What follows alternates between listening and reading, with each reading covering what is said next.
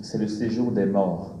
Et dans les enfers, il n'y a pas, en fait, ce n'est pas un lieu de condamnation, c'est un lieu d'incapacité à accéder à Dieu parce que Jésus n'était pas encore mort. Et là-bas, il y avait Adam, il y avait les prophètes, il y avait Jérémie, il y avait tous ceux-là qui attendaient la rédemption du Fils de Dieu. Et donc, après sa mort, vu que tout était accompli, il pouvait les rejoindre. S'il y avait Élie, Jérémie, les prophètes et Adam, tout ça, ceux-là, leur corps reposait dans le tombeau. Mais qu'est-ce qu'ils faisaient là-bas, du coup? C'est le même principe pour le Christ. Son corps était dans le tombeau, et par le biais par lequel ils ont été au séjour des morts, par ce même biais, le Christ est arrivé là. En même temps, tu as dit quelque chose d'intéressant. Il remet l'esprit, il est mort, il est dans les bras de sa mère, mais il ne cesse pas d'être Dieu. Il ne cesse pas d'être Dieu parce que rien n'a changé dans la Trinité. Quand le Verbe s'est incarné, ne voyons pas trois personnes en un seul Dieu qui sont confrontées à l'incarnation au point que les deux autres attendent que le troisième arrive. Tout le temps que le Christ est sur la terre en plein ministère, il n'y a que deux personnes de la Trinité au ciel qui attendent qu'il les rejoignent. Non, il ne faut pas voir les choses comme ça parce que déjà Dieu n'est pas au ciel. Dieu n'est pas en haut, pardon, il est au ciel. C'est un autre concept. Dieu n'est pas en haut. Quand on dit il est descendu du ciel, il a pris chair de Marie, c'est une image, d'accord? Le ciel, c'est pas en haut, c'est pas au-delà des nuages. Si c'était un lieu géographique, on aurait pu croire que le Verbe éternel a quitté les deux autres. Ils attendent 33 ans qu'il revienne. Ce n'est pas le cas. Le ciel, c'est où? Le ciel, c'est là. Dieu est où? Dieu est où? Dieu est au-dedans de nous. Dieu remplit tout. Au point que le Verbe éternel peut se manifester sans que rien ne change au cœur de la Trinité, parce que la Trinité a toujours déjà été là. C'est comme si au cœur de la Trinité, il y avait une manifestation. Et cette manifestation, c'est l'incarnation. Le Verbe est toujours au cœur de la Trinité en étant sur la terre. Et même dans sa mort, puisque tout ne subsiste qu'en lui, dit saint Paul, tout ne subsiste qu'en lui, son corps est inanimé, comme nous tous, nous allons avoir un corps inanimé, le dépouille mortel, mais le corps du Christ va ressusciter prémisse de notre propre résurrection. Ça veut dire que ça va être de la même manière que le Christ est ressuscité avec son corps, que selon notre foi dans le credo, nous aussi nous ressusciterons le dernier jour avec notre corps qui était mortel, pour une vie qui ne finit pas. Je ne sais pas si j'ai répondu. J'ai tellement parlé que je ne sais plus si j'ai répondu. Okay. Bon, enfin voilà. Merci, moi c'est Eric Asilawa, de Yahoo. Je donc vais poser la question à celui qui est sur le fauteuil rouge, à mon Stevie. C'est une chose bizarre que je me retrouve là avec ce thème et ce développement. Je voulais juste vous partager une critique, ok? Et cette critique qui va tout droit dans l'explication que vous venez de donner. Il y a un auteur qui dit ceci. Parce que vous avez parlé de la spiritualité apophatique, donc qui n'est pas du tout autre. Ok, cette spiritualité qui est très intéressante et encouragée par d'autres, par beaucoup de personnes.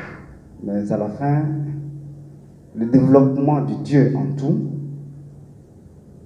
semble être une petite contradiction d'après cet auteur-là. Et c'est vraiment une réflexion assez profonde à mener. Voilà ce que cet auteur dit. Il dit, les impressionnistes, les impersonnalistes, se présentent théistes, mais ils cherchent en quelque sorte à détruire Dieu en niant son existence en tant que personne. Ils sont donc plus dangereux que les athées. Il dit ceci, il y a une confusion qui sont en train de semer, et cette confusion, elle se fait comme ça. Vu comme on voit Dieu dans sa création, okay?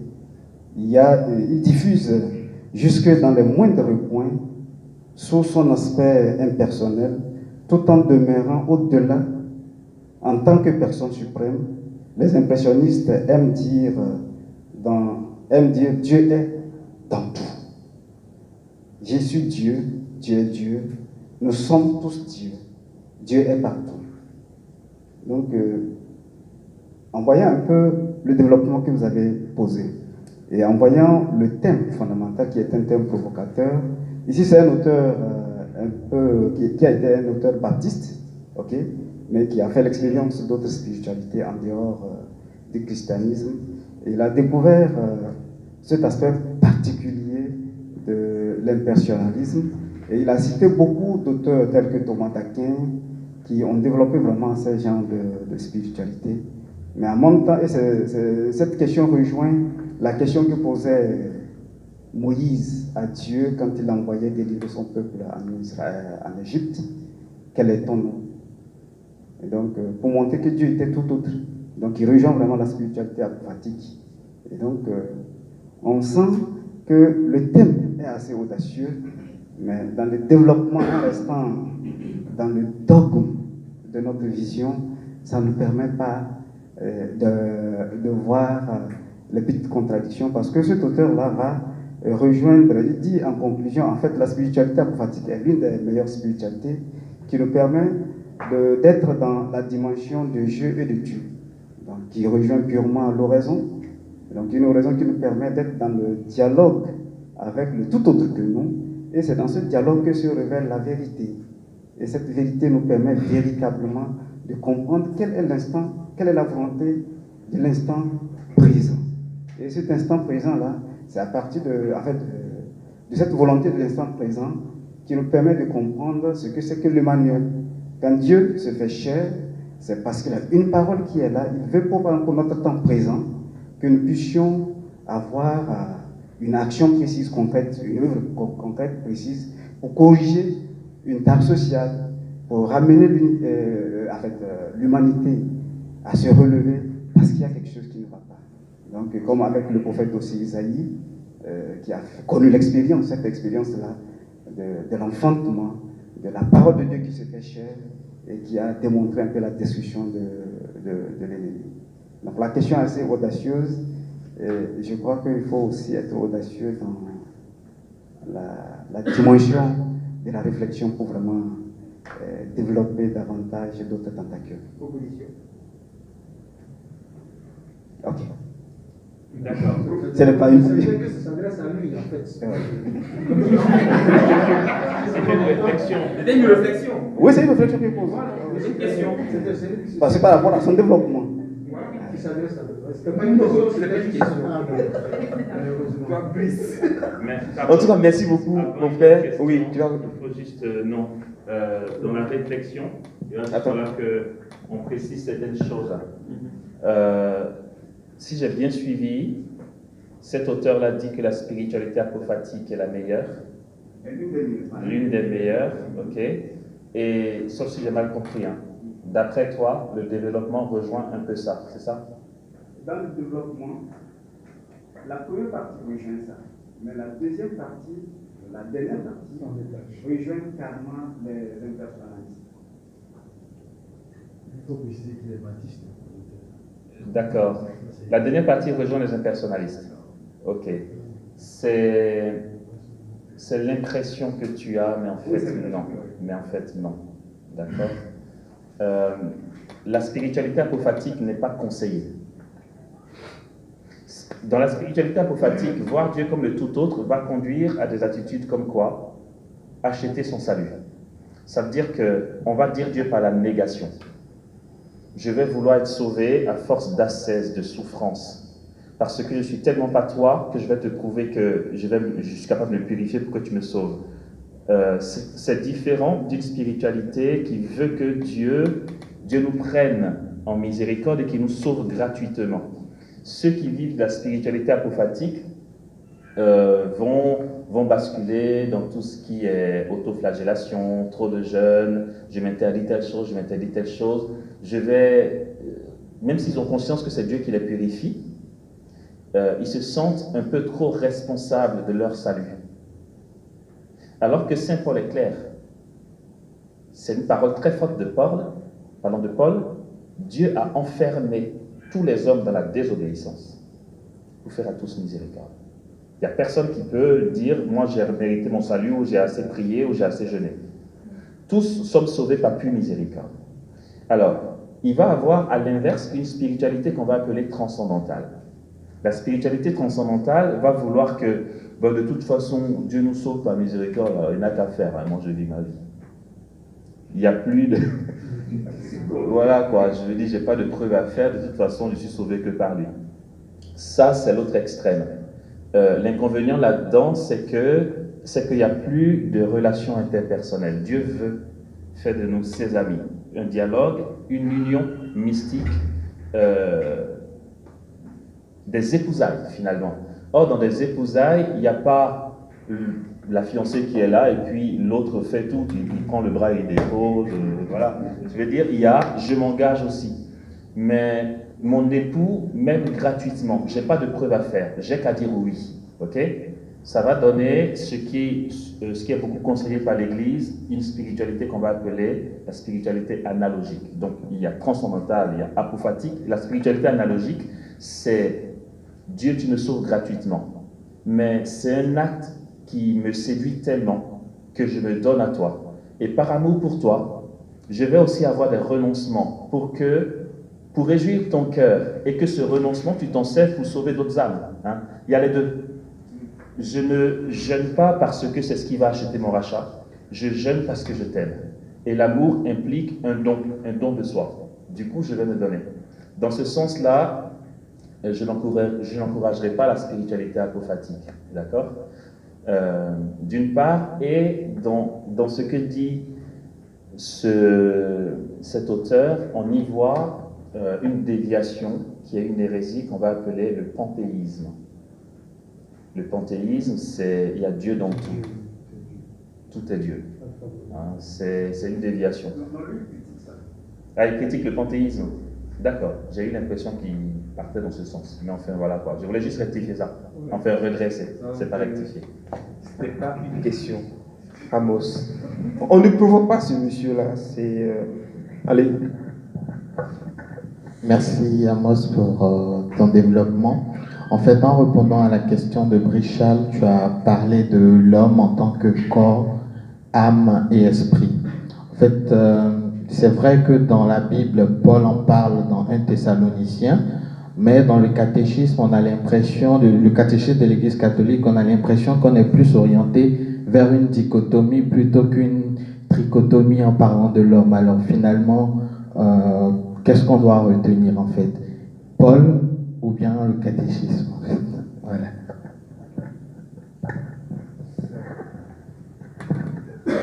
Merci. Moi, j'aurais plutôt dit l'inverse. C'est Paul qui va surtout parler de la chair et de l'esprit. La personne humaine créée à l'image de Dieu est un être à la fois corporel et spirituel. Le récit biblique exprime cette réalité avec un langage symbolique lorsqu'il affirme que Dieu modéla l'homme avec la glaise du sol et lui insuffla dans ses narines une haleine de vie, et l'homme devint un être vivant. L'homme tout entier est donc voulu par Dieu. Souvent, le terme âme désigne dans l'Écriture sainte la vie humaine ou toute la personne humaine, mais il désigne aussi ce qu'il y a de plus intime en l'homme et de plus grande valeur en lui. Donc je ne sais pas si on garde toujours corps, âme et esprit, ou on se dit corps et âme en intégrant dans l'âme la dimension spirituelle, donc âme et esprit tel qu'on le conçoit en fait. Je ne sais pas exactement où me situer parce que je sais que pour les latins c'est plus dichotomie, pour les grecs c'est plus trichotomie, donc c'est un peu bizarre pour moi en fait. Où est-ce que je dois me situer finalement?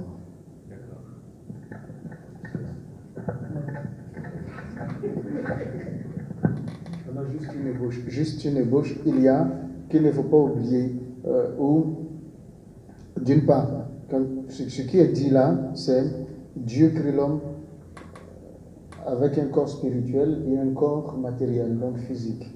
Et puis, il y a corps, âme et esprit. D'accord. Maintenant, à certains moments, Paul parle de deux choses, c'est-à-dire des deux dimensions, du corps et de l'âme. Quand tu dis 1 Corinthiens 2, 14, l'homme spirituel juge de tout, il n'est jugé par personne.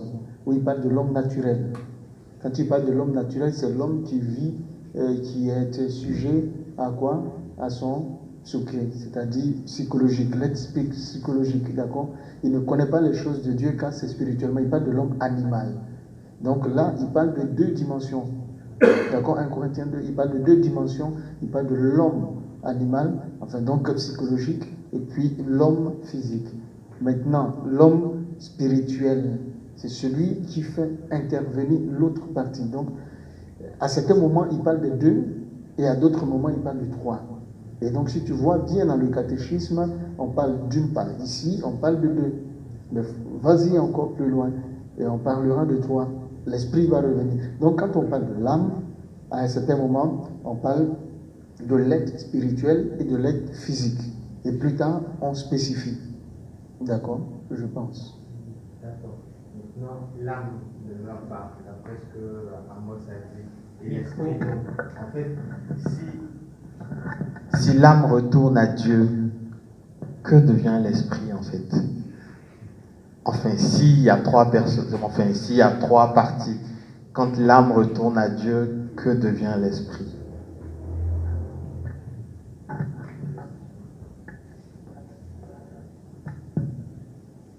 L'esprit n'est jamais détaché de Dieu. Quand on s'en souvient, Thérèse d'Avila, le maître du Carmel, il parle de l'âme, il parle de l'être psychologique et il donne même les facultés les plus importantes, c'est-à-dire les 5 facultés les plus importantes que nous connaissons, c'est la mémoire, l'intelligence, l'imagination, l'affectivité, la volonté. Voici donc toutes ces puissances de l'âme.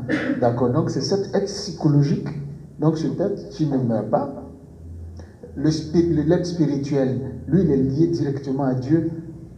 C'est ce que Paul dit, entre la chair et l'esprit, entre l'âme et l'esprit, il y a antagonisme.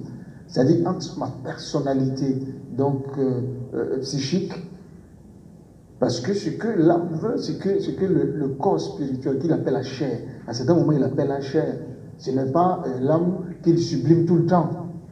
Il parle de tout ce lieu d'émotion, de volonté, d'intelligence et tout ça, et qui va combattre avec l'esprit. Mais cet esprit n'est jamais détaché de Dieu.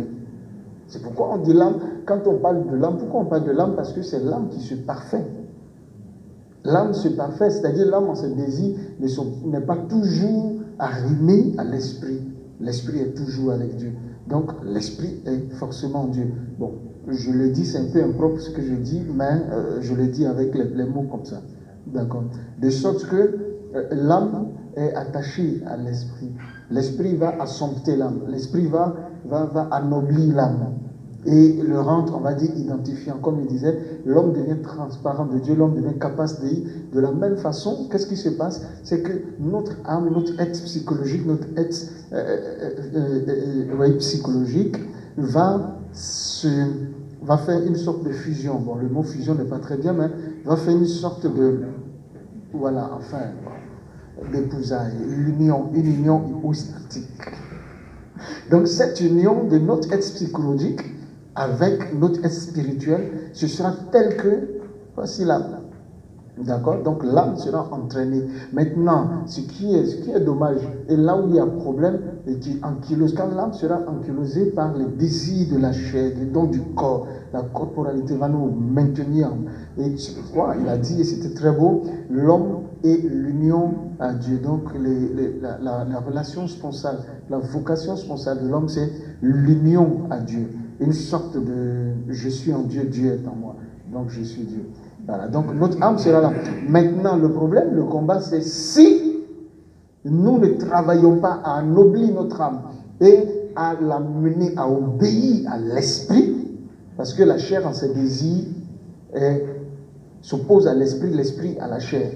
Or, quand on parle de la chair, c'est notre âme. D'accord? Donc, qu'est-ce qui va l'ensompter, qu'est-ce qui va l'ennoblir?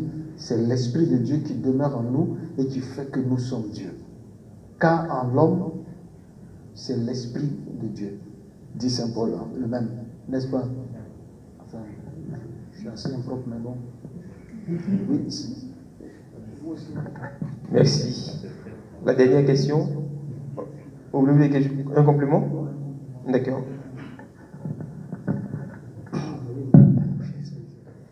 Bonsoir. Je suis le frère Adams. Je voudrais juste apporter un complément à ce que vous avez dit, parce que c'est très important. L'âme, l'esprit, le corps. Et aujourd'hui, beaucoup de chrétiens confondent. C'est-à-dire, on ne sait plus où est l'esprit, où est l'âme, et qu'est-ce qui est la chair, en fait. Donc c'est important, parce que ce qu'il vient de dire, c'est très, très... je pense que c'est vital même pour le chrétien. Pourquoi je dis ça? Parce que Paul parle de l'esprit, de l'âme et du corps. Mais il y a des moments où il dit « je ». Quand il dit « je », il fait allusion à son homme intérieur.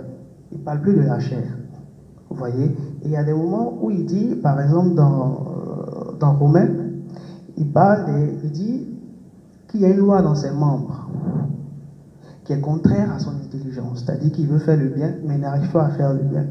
Donc il comprend que dans sa chair, il y a une autre loi, qui est la loi du péché, qui lutte contre son intelligence. C'est-à-dire que il veut faire le bien. Il a la loi devant lui, il a la parole de Dieu.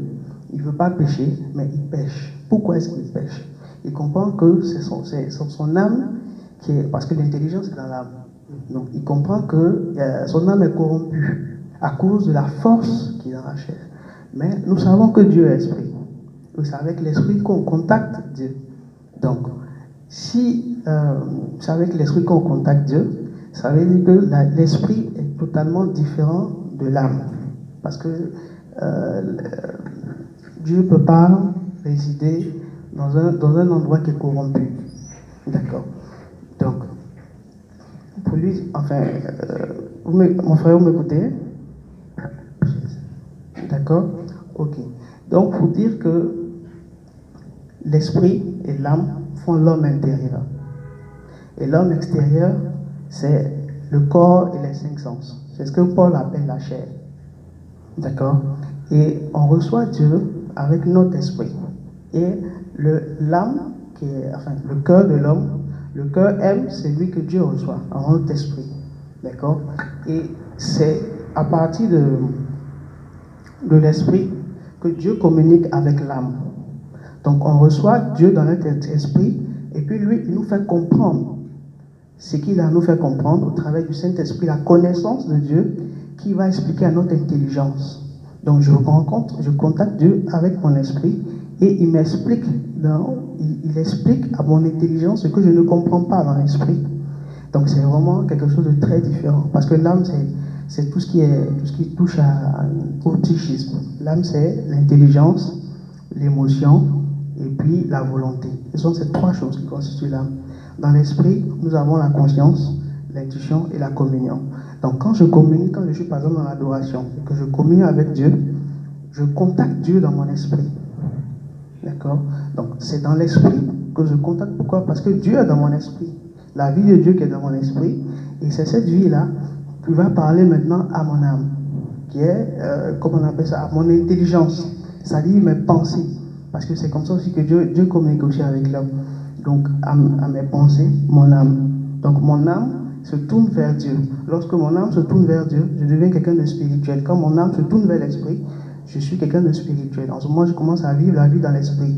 Mais quand mon âme se tourne vers le corps, je suis quelqu'un de charnel. Donc maintenant, je suis un être naturel, quelqu'un de charnel. Voilà, c'était un peu pour faire la différence, un peu. En fait, cette conception, je l'ai vue un peu avec Watchman Nee dans le spirituel. Mais en fait, justement, en fait. Donc, après ce découpage de l'âme, je ne suis pas trop d'accord avec. Parce que quand on lit les maîtres spirituels de l'Église catholique, justement, ils n'ont pas juste 3 parties, enfin 3 composantes de l'âme, mais ils y mettent la volonté, l'intelligence, l'affect aussi, comme tu l'as dit, mais ils vont jusqu'à 5. Du coup, est-ce qu'on se limite aux 3 de Watchman, ou bien on essaie d'aller un peu plus loin avec l'enseignement de l'Église, en fait? Mon frère, quand tu dis Watchman, les origines de ta science. oui, justement, mais le découpage qu'il nous donne, c'est celui de Watchman Nee. Bon, excusez-moi, moi je vais m'introduire aussi dans ce débat. mais je vais me référer au compendium du catéchisme. Dieu est mort, c'est ça? Voilà. Donc, à la question 69, on demande dans l'homme comment l'âme et le corps ne forment-ils qu'un? Et la réponse est la suivante. La personne humaine est un être à la fois corporel et spirituel. En l'homme, l'esprit et la matière forment une seule nature. Cette unité est si profonde que, grâce au principe spirituel qu'est l'âme, le corps qui est matière devient un corps humain et vivant et prend part à la dignité d'image de Dieu. À travers cette réponse, on nous dit clairement que l'esprit et la matière forment une seule nature. Il n'y a pas à différencier le corps de l'esprit, puisque ces deux forment une seule nature, et à côté vous avez l'âme. Donc je pense qu'avec notre catéchisme, on a la réponse à ta question. Oui. Voilà, d'accord. Oui, j'ai une question. Pour revenir à la mort de Dieu, en fait. D'accord.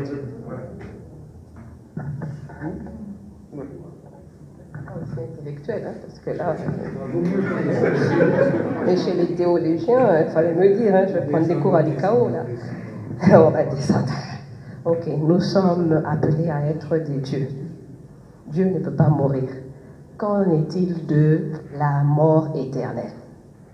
Si l'homme a une vie éternelle, qu'en est-il de l'homme qui meurt éternellement? Et pourquoi Jésus est-il resté mort pendant 3 jours? Parce que j'ai l'impression qu'avant qu'ils ne viennent Adam, Ève, Abraham, ils étaient peinards. Parce que Jésus est parti, il est allé les chercher, il les a envoyés au paradis. Maintenant, Jésus est mort et nous sommes jugés ensuite parce que ou bien nous avons cru en Jésus ou nous n'avons pas cru en Jésus et nous avons droit à la mort éternelle. Ah, comment ça va se passer? Bon, je ne sais pas. Vous m'avez compris, n'est-ce pas? Hein? Vous essayez de comprendre parce que moi-même... Non, monsieur.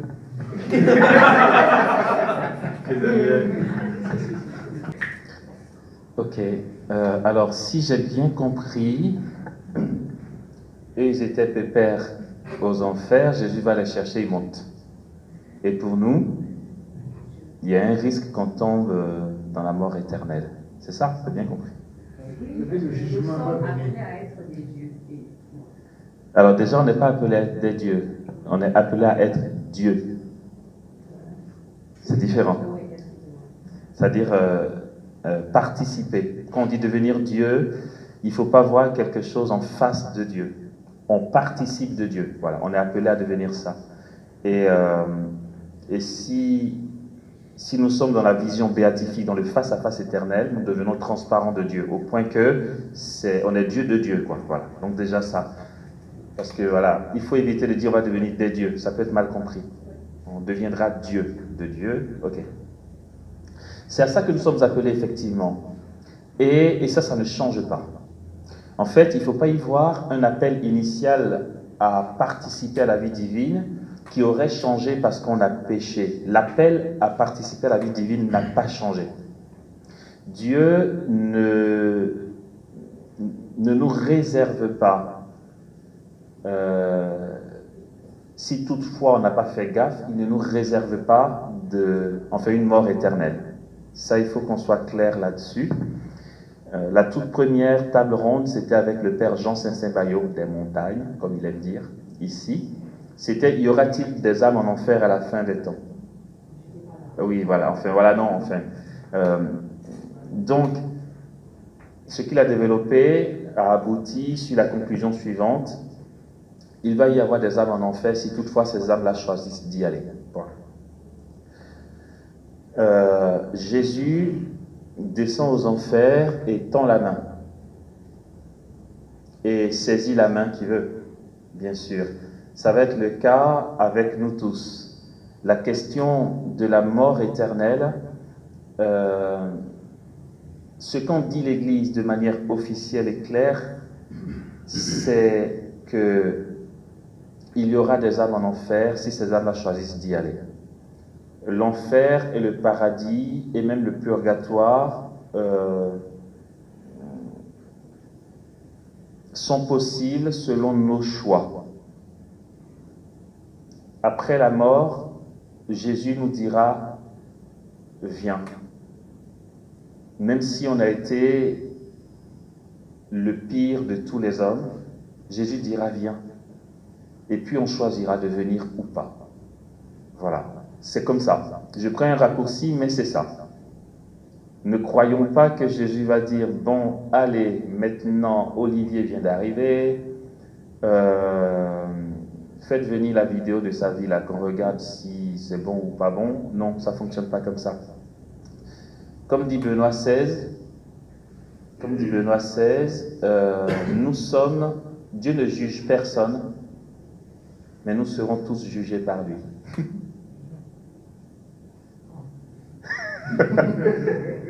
Voilà. Donc, bon, c'est simple à comprendre, hein, mais je finis juste.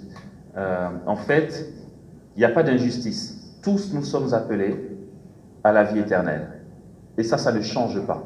Les dons et appels de Dieu sont sans repentance. Il ne dit pas, Amos, je voulais que tu viennes, mais franchement, les dernières heures de ta vie, tu n'as pas géré du tout, tu ne viendras pas. Ça ne marche pas comme ça. Tant que je veux y aller, il me dit, mais viens. Et c'est à moi de décider d'y aller. D'accord? Maintenant, ce qu'a dit Benoît XVI, ça veut dire quoi? Dieu ne juge personne. Il ne prononce pas de jugement.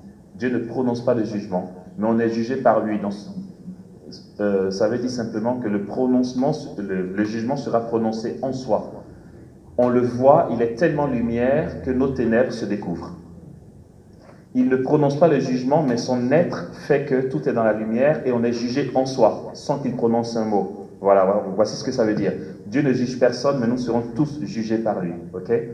Et ce jugement qui se prononce en voyant la lumière de Dieu nous donne de décider. Parce que tout devient clair pour nous, nos péchés et les conséquences de nos actes, ce qu'un refus de charité a provoqué dans l'âme de quelqu'un qui a provoqué, tout est clair. Et ça peut être tellement horrible que malheureusement, on va dire, Seigneur, non mais attends, tu ne peux pas me sauver là. Ou bien attends que je me purifie parce que, limite, on va dire, c'est même pas juste que je rentre au paradis avec ça. Voilà. C'est l'âme elle-même qui fait son choix, quoi. Je ne sais pas si j'ai répondu à ça. Quand Dieu a tant aimé le monde, Jean 3,16 est souvent, quand Dieu a tant aimé le monde qu'il a donné son Fils, afin que quiconque croit en lui ne périsse pas, mais qu'il ait la vie éternelle. Le Fils ne juge personne, mais celui qui ne croit pas au Fils a la vie. Celui qui croit au Fils a la vie, celui qui ne croit pas au Fils n'a pas la vie. Le Fils ne juge personne, mais la parole qu'il a rejetée, qu'on a rejetée, c'est cette parole qui va venir mettre, comme il dit, faire la lumière. La lumière, lui, dans les ténèbres n'ont point de prise. Donc, les œuvres vont se manifester et alors, certains vont tomber dans la désespérance. Toute proportion gardée, et je pèse mes mots, je ne voudrais pas, pas de conclusion. Le jour de la passion de Jésus, tous les disciples ont été traumatisés. Pierre a régné Jésus 3 fois. Judas l'a vendu pour 30 pièces d'argent. Ils étaient au même niveau les deux.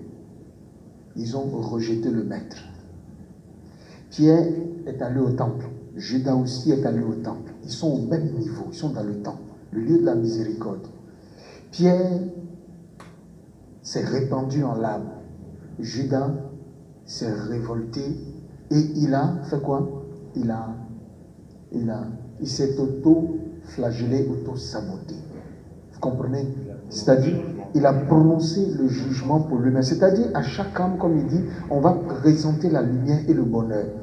Et le poids de notre péché, de nos souffrances, fait que soit nous basculons dans la miséricorde de Dieu et on pleure et on dit, soit nous basculons dans la désespérance de soi et puis on se dit, c'est pas possible, je ne mérite pas de vivre, je vais me tuer et puis je me sépare de Dieu. C'est ça la mort éternelle. C'est la séparation d'avec la lumière, on se cache le visage. D'accord? Le serpent a dit à Ève, et puis bon, Adam, parce que c'est lui qui était le chef de famille, pas du tout, vous ne mourrez pas. Dieu sait que si vous mangez, vous serez comme de Dieu. Ça veut dire qu'il y a un soupçon sur Dieu, une suspicion sur la bonté infinie de Dieu qui fait que l'homme se dit, toi aussi, Dieu est tellement bon, tellement pur que moi comme ça, là, il va m'accepter encore, c'est pas possible. On a beaucoup de gens qui sont baptisés et puis qui disent non, c'est même plus la peine parce qu'aller répéter les mêmes péchés, c'est-à-dire ça commence par là, des choses de rien. Bon, tu as cherché le mari de ton camarade, de ta camarade. Bon, ça c'est un petit péché. Bon, il faut le confesser. Et puis il faut abandonner le mari de l'autre. Range le mari de ta voisine. D'accord? Mais c'est-à-dire là déjà, on se dit ce qu'on appelle le jansénisme. C'est une culture, une spiritualité, un courant qui a fait beaucoup de mal dans l'Église, le jansénisme. C'est-à-dire, ce n'est pas possible. Dieu, c'est un Dieu de justice. Au point où, après, Dieu merci, il a été inventé la spiritualité de la miséricorde, la spiritualité du cœur qui s'est développée. Il y a eu beaucoup de choses. Voici le cœur qui a tant aimé. On dit tant aimé, toi tu regardes, tu vas nous juger et va dire, il est donné à l'homme de vivre une seule fois, après quoi vient le jugement. Et le jugement, le voici, c'est l'amour de Dieu. Il ne laissera personne se perdre. Rassure-toi, on va se retrouver au ciel. Ça aurait pu être ta conclusion, mais il y a un frère qui veut partager juste un passage. Voilà. Excusez-moi, non, c'est pour donner le passage, s'il vous plaît. C'est 1 Thessaloniciens 5 à 20. Je suis le frère Adams. D'accord, frère. Adams. Oui. Donc moi, je suis pas sociologie. Non, juste un chrétien tout court. Donc, 1 Thessaloniciens 5, 23 dit que le Dieu de la paix vous conduise lui-même à une sainteté totale et que tout votre être, l'esprit, l'âme et le corps soient conservés irréprochables lors du retour de notre Seigneur Jésus-Christ. Tout à l'heure, je parlais d'esprit, d'âme et de corps. Je vous disais pourquoi c'est très important. Parce que moi, je me suis converti. J'étais dans une autre religion et puis je me suis converti. J'étais musulman et puis je suis catholique maintenant. D'accord. Donc, j'ai appris à expérimenter, j'ai voulu expérimenter la vie dans l'esprit. C'est-à-dire, je suis parti sur le fait que Jean 1 dit, au commencement était la parole était Dieu, la parole était avec Dieu. Donc, si je peux voir la parole, je peux voir Dieu. Comment je peux voir Dieu? Qu'est-ce qui me permet de voir Dieu au travers de sa parole? Et j'ai découvert que c'est son esprit, sa vie qui me permettait de voir Dieu. Donc, je me suis dit, donc, Jean nous dit, Dieu va nous dire qu'il y a une loi spirituelle qui dit tous ceux qui croient au Fils, celui qui croit au Fils a la vie. Et quelle est cette vie-là? Et j'ai constaté que cette vie est dans notre esprit. D'accord? Et c'est grâce à cette vie-là qu'on peut voir Dieu. Et c'est parce qu'il y a cette vie-là. Dieu est venu mourir justement pour nous donner cette vie-là, pour que nous soyons des dieux. Parce que c'est cette vie-là qui fait de nous des dieux. Et c'est ce que Adam a reçu à la création, le souffle de vie, l'esprit de vie. Quelle est cette vie-là? C'est la vie qui est dans l'esprit, la vie de Dieu. Donc quand j'ai la vie de Dieu en moi, automatiquement je deviens Dieu. Dieu a dit dans sa parole, vous êtes des dieux. Donc qu'est-ce qui fait de moi un Dieu? C'est la vie, le Dieu dans mon esprit. Maintenant, en tant que chrétien, comment je peux vivre avec cette vie-là, dans ma vie de tous les jours? Parce que nous sommes éprouvés, nous sommes persécutés. Ça peut être dans le foyer, dans le travail, dans la vie de tous les jours. Pourquoi est-ce que j'ai cette vie-là? Si Jésus est venu mourir pour moi, pour me donner cette vie, et que Jésus dit à Paul, ma grâce te suffit, c'est-à-dire ma vie te suffit, qu'est-ce qui fait que, en moi, je deviens Dieu avec cette vie-là? Comment je peux vivre cette vie-là? Donc ça veut dire, j'ai la vie de Dieu en moi, mais elle n'est pas manifestée. Pourquoi je n'arrive pas à la manifester? C'est-à-dire, par exemple, quand je dis, pourquoi je n'arrive pas à la manifester, il y a des chrétiens qui ont d'énormes difficultés. Quand je dis d'énormes difficultés, des persécutions de toutes sortes. Et qui se confient à Dieu. Je suis chrétien, je suis catholique, je vais aux messes, je fais l'adoration, je fais tout ce que je dois faire. D'accord? Je suis une bonne chrétienne ou un bon chrétien. Mais pourquoi est-ce que dans tel domaine de ma vie, je ne comprends pas qu'est-ce qui ne va pas? Je prie le Seigneur. Le Seigneur me dit, Ok, tu as la vie, mais pourquoi, Seigneur, tu permets certaines choses qui arrivent dans ma vie? Il y a beaucoup d'épreuves, beaucoup de personnes souffrent. Et justement, c'est pour ça que le Christ est venu. Donc, il est venu pour nous partager une vie. Et c'est cette vie-là que nous avons. Maintenant, c'est pour ça qu'il est mort, en fait. Pourquoi? Il est mort à la place de l'homme. L'homme qui devait mourir, il est mort à la place de l'homme pour donner sa vie en substitut à l'homme, pour que l'homme devienne comme lui. Donc, Christ prend la place de l'homme à la croix et il donne sa vie à l'homme. Maintenant, aujourd'hui, moi, je suis Christ. Je marche, je suis dans la rue. Christ est le chef de l'église, il est la tête, moi je suis le corps. Donc ça veut dire que je transporte Christ partout où je vais. Voilà, donc là nous sommes ici, Dieu est présent parce que vous êtes là. Chacun de nous a le Saint-Esprit. C'est pour ça que Dieu est présent. Mais qu'est-ce que je fais avec ce Saint-Esprit-là? Comment est-ce que ce Saint-Esprit peut m'aider dans la vie de tous les jours? C'est vrai, c'est bien, on participe à une table ronde. Mais après la table ronde, je rentre chez moi, qu'est-ce que j'ai appris? Comment je vis la vie de Dieu dans la vie de tous les jours, dans les persécutions de tous les jours, avec le péché même. Le péché que je ne veux pas faire, que je fais. Et Paul dit que nous avons été crucifiés ensemble avec Christ. C'est-à-dire que nous sommes morts ensemble. Et il nous a rendus à la vie aussi ensemble. Donc comment est-ce que nous sommes morts ensemble? Quelle est la partie de moi qui fait que... pourquoi est-ce que nous sommes morts ensemble et nous avons reçu la vie? Mais qu'est-ce qui fait que je n'arrive pas, par exemple, à avoir la volonté de Dieu sur certaines choses qui me concernent? Voilà, c'est ça. Voilà. C'est bon. Merci. Super. Oui. C'est toujours sur ce qu'il a dit, mais tu as bien dit que tu étais musulman et tu es devenu chrétien. Je pense qu'à l'introduction du frère Amos, il a bien spécifié ses sources. Il y a un volet que nous, les catholiques, déviants, peut-être qu'on était catholique, on est devenu peut-être évangélique, on est revenu, on oublie, c'est qu'il y a la tradition. Et la tradition, c'est l'explication par les pères de l'Église et tous nos évêques de la Bible. Donc, il ne faut pas se limiter seulement à prendre un verset et puis à essayer de comprendre soi-même. Voilà.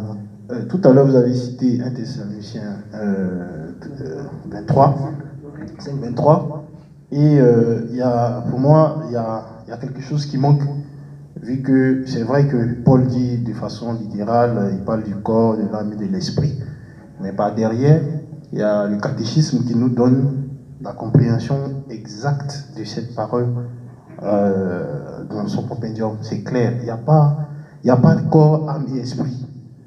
Tout à l'heure, j'ai lu le passage, on vous dit que l'esprit et la matière ne font qu'une seule nature, et puis en part, il y a l'âme. Et je vais voilà, la prochaine fois, je vais vous envoyer encore d'autres explications où, chez nous, on ne fait pas cette trichotomie, comme tout à l'heure le camarade a dit, c'est corps et âme. Donc, c'est vrai, il y a des passages qui sont très clairs, mais il ne faut pas oublier que derrière, il y a des balaises qui ont fait un travail de méditation, qui ont expliqué, c'est vrai, on a notre propre expérience, mais c'est toujours bon de regarder, est-ce que ce que l'on croit comprendre va dans le sens de l'enseignement de nos pères. Il faut essayer de toujours se rapprocher de cela. J'entends bien la manière avec laquelle vous expliquez, ça ressemble à des livres, des explications qui sont contenues dans des livres d'évangéliques que moi aussi j'ai eu à lire. Et quand on voit bien les explications, ils font effectivement cette dissociation entre le corps, l'âme et l'esprit. Mais après, il faut toujours revenir pour savoir, mais je suis catholique, mais qu'est-ce que mes enseignants disent aussi par rapport à ça? Et faire une petite confrontation pour voir un peu les nuances et ressortir de là avec la vérité. Voilà ce que moi je voulais ajouter à ce qui a été dit. Ma question, c'est la dernière en tout cas que je poserai, c'est si Dieu meurt, vous nous voyez, nous, c'est vrai, vous avez dit dans votre développement, c'était très beau, mais après je me demande, je n'ai pas bien compris. Parce que quand Dieu meurt, la mort arrive, on a dit, et dès qu'il entre en contact avec la mort, ça reprend vie, la vie renaît, c'est ce que j'ai cru comprendre, c'est ça? Donc c'est un peu traumatisant parce que si Dieu meurt et que nous nous regardons, lui qui est grand, qui est infini, il meurt. Mais où est l'espoir pour nous en ce moment? Est-ce que ça veut dire que nos chefs est en train de mourir et il est mort. Et beaucoup sont partis. Luc chapitre 24, tu es vraiment le seul à ignorer les événements de ce dernier temps, ce Jésus. C'est pourquoi certaines religions ont fait, et certaines philosophies, et il y a beaucoup de nos frères donc catholiques qui se demandent, mais est-ce qu'il ne faut pas plutôt prendre de l'autre côté, parce que Dieu mourir, c'est un peu compliqué quand même. On voit la finitude de l'homme, on voit notre incapacité à vivre. Si le Dieu en qui nous croyons est mort, c'est désespérant pour nous autres. Qu'est-ce qu'on fait, nous qui sommes si petits? Donc, la mort de Dieu, son impact. Comment est-ce que cette mort, cette mort, quelle influence ça, quel bénéfice ça? Bon, il est mort, on dit pour que la vie jaillisse, mais bon, la vie jaillit, mais nous, entre-temps, la mort arrive. Regarde, on va faire la conclusion, donc tu serais mis avec ta petite conclusion, et puis on passe le micro. D'accord. Donc, ma conclusion est simple. Si tu devais répondre à la question, que dirais-tu? Pour nous donner un peu d'espoir, parce que là, ce que tu fais,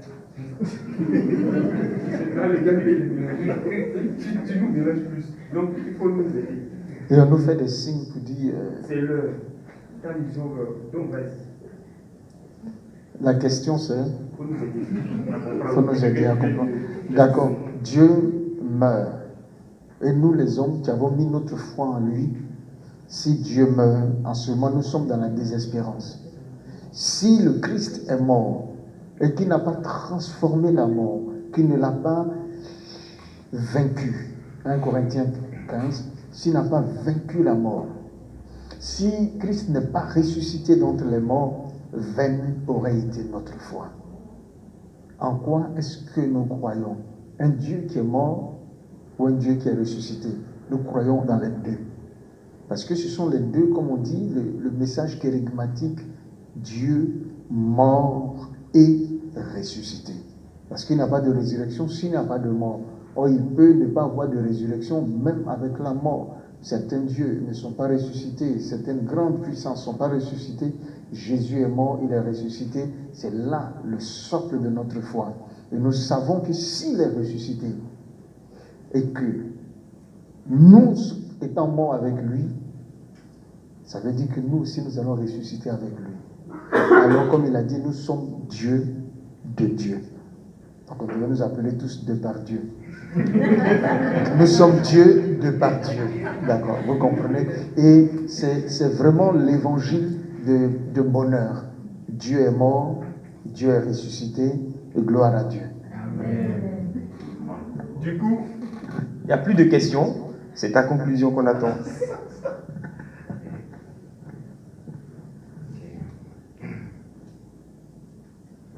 Ok, je ne sais pas dans quel sens je vais orienter ma conclusion. Dieu est mort, d'accord.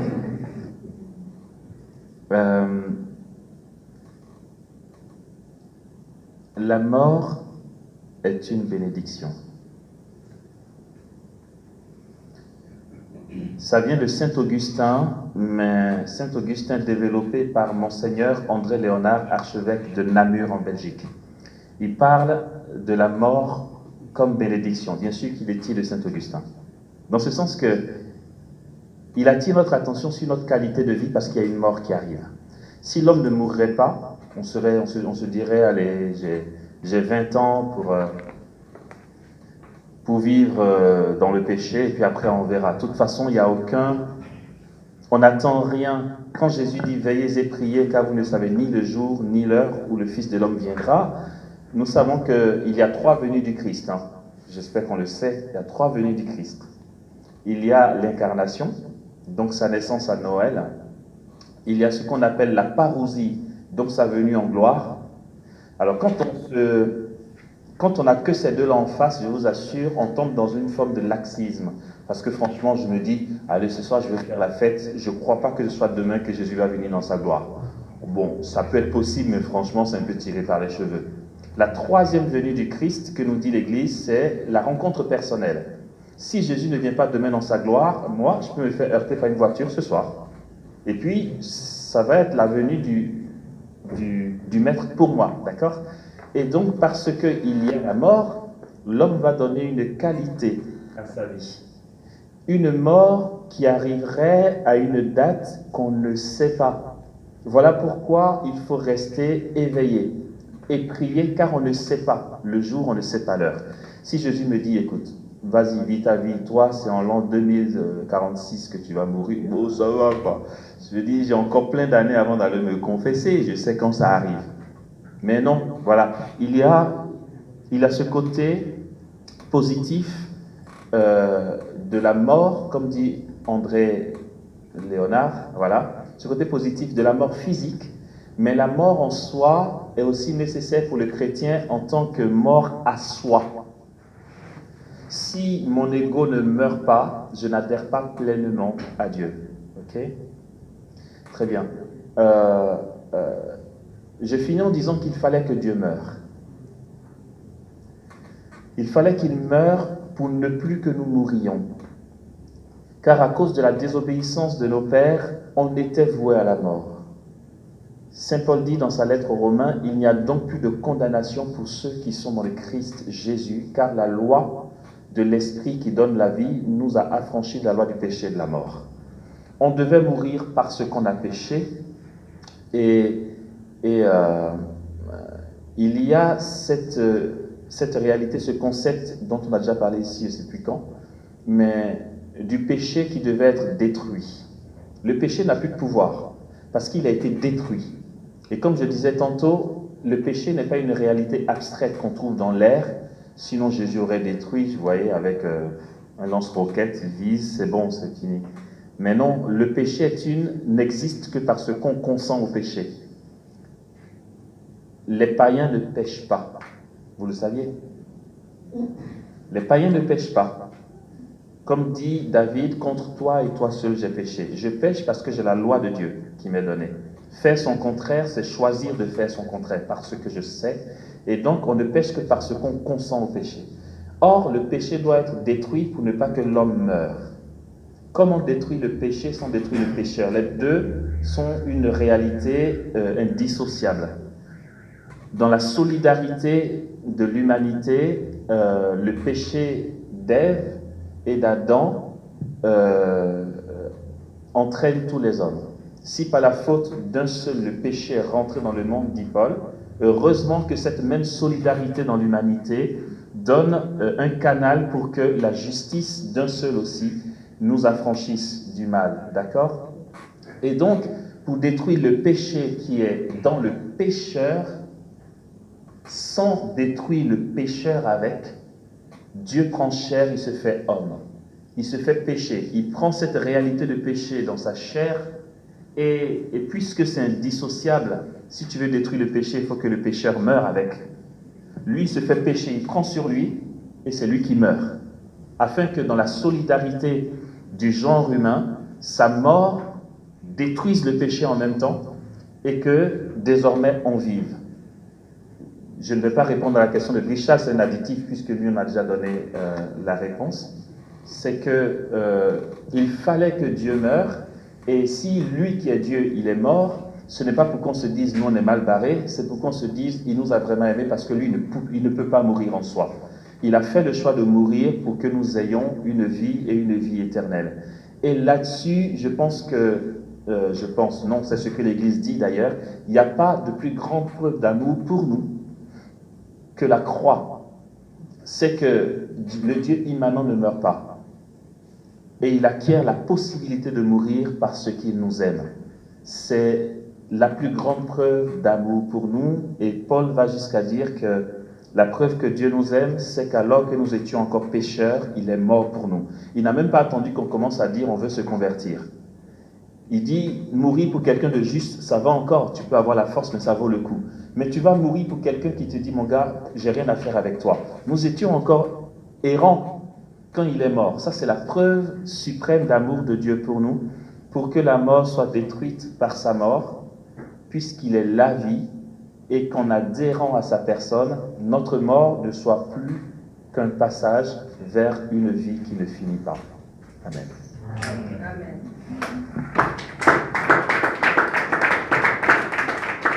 Oui, voilà.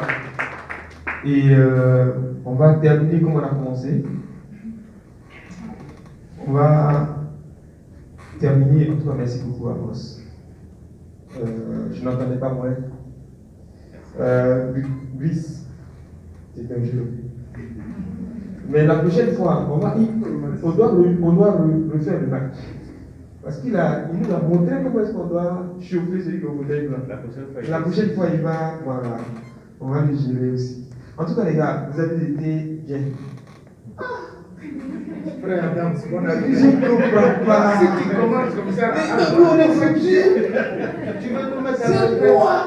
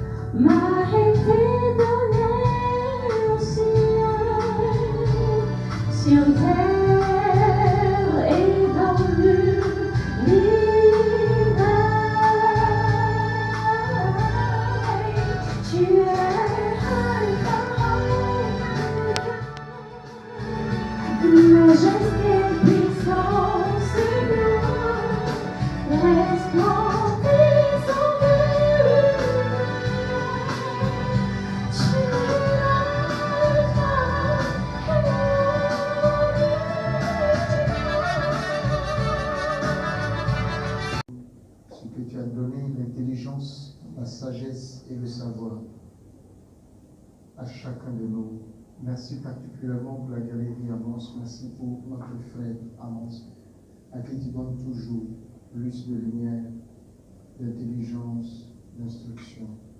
Continue de le fortifier et continue de nous fortifier tous et chacun.